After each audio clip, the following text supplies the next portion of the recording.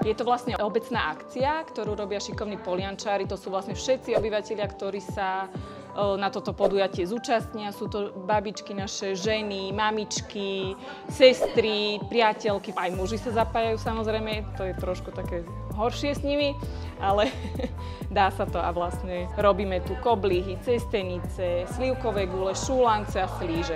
Všetko teda sa snažíme zo zemiakového cesta. Sú špeciálne, pretože ich pripravujú naše super ženy.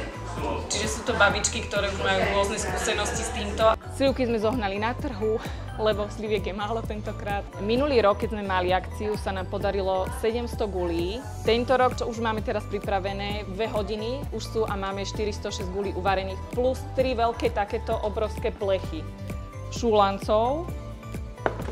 A vlastne teda 406 gulí, toto tak nevyzerá.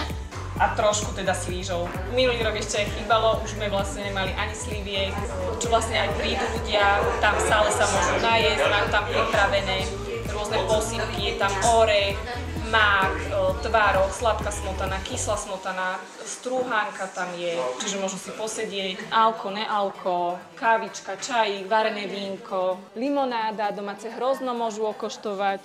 Akože skvelé, fakt.